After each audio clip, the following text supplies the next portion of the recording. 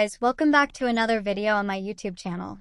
Today I will be solving some past paper questions on acceleration, so let's get started. Today I will be solving question 1 part A and B from the May-June 2024 session, paper 4 variant 1. A long tube contains oil. A small ball is held at rest at the surface of the oil. At time 0, the ball is released and begins to fall vertically through the oil. Figure 1.1 shows the ball falling through the oil. As the ball begins to fall through the oil, it accelerates.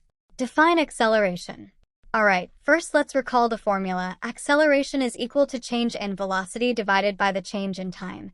This means the increase or decrease in velocity per any unit of time, either seconds, minutes, etc.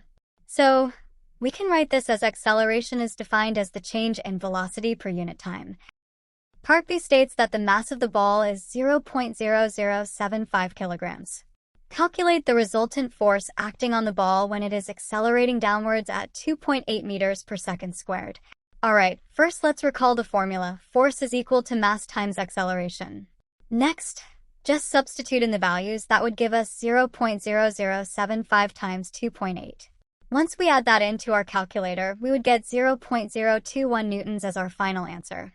Please like and subscribe for more videos like this, and if you have any doubts, feel free to comment them down below.